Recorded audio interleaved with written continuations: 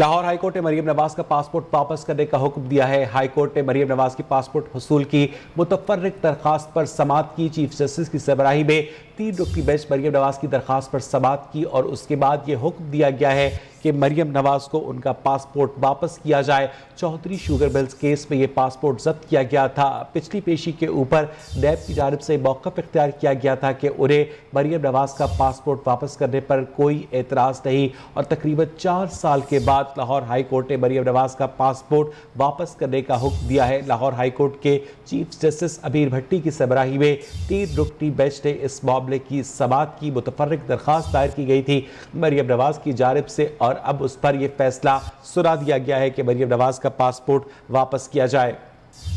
آپ کو اپڈیٹ کریں کہ عدالت نے مریم نواز کا پاسپورٹ واپس کرنے کا حکم دیا ہے۔ لاہور ہائی کورٹ نے مریم نواز کے پاسپورٹ کے حصول کی متفرق درخواست پر سماعت کرنے کے بعد یہ حکم صادر کیا۔ Chief justice Lahore high court Amir Bhatti کی سربراہی میں 3 رکنی بینچ نے اس معاملے کی سماعت کی۔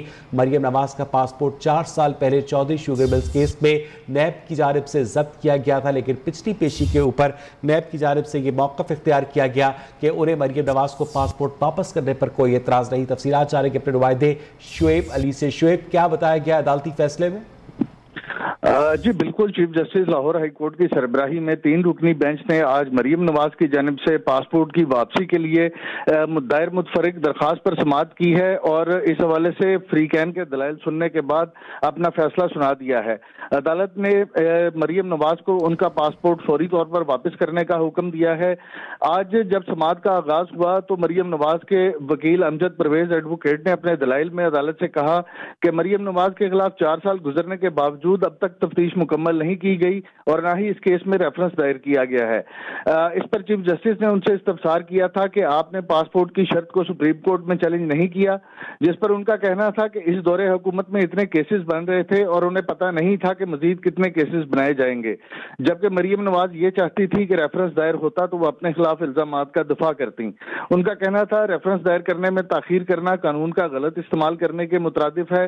بنیادی حقوق کے تحفظ کے لیے سپریم کورٹ اور امریکی عدالتوں کے حوالے بھی موجود ہیں۔ اس پر چیف جسٹس نے ان سے پوچھا کہ کیا کوئی حوالہ رسول اللہ صلی اللہ علیہ وآلہ وسلم کے دور کا بھی موجود ہے، تو انہوں نے سورہ اعراف کا حوالہ دیتے ہوئے کہا کہ اللہ نے شیطان کو بھی موقع فراہم کیا، اللہ نے شیطان کو بھی سنے بغیر کچھ نہیں کہا، اور صلح حدیبیہ بھی لوگوں کے حقوق سے متعلق تھی۔ ان کا کہنا تھا کہ ہم خواہ ادھر ادھر جاتے ہیں، اللہ نے سیدھا سیدھا کہا کہ سننے کا موقع فراہم کیے بغیر کسی کو سزا نہیں دی جانی چاہیے۔ جبکہ جو ڈپٹی اٹارنی جنرل تھے وفاقی حکومت کی جانب سے، عدالت نے ان سے جب پوچھا کہ آپ کا اس حوالے سے کیا کہنا ہے، تو ان کا یہ کہنا تھا کہ یہ معاملہ عدالت کے درمیان ہے اور عدالت کی مرضی ہے۔ اس پر چیف جسٹس نے یہ ریمارکس دیے کہ بس آپ نے ایک فکرہ ادھر سے سن لیا تھا کہ کچھ نہیں کرنا، مخالف آ جائیں تو آپ زمین آسمان ایک کر دیتے ہیں، اور جب اپنے آ جائیں تو زمین پر بچ جاتے ہیں۔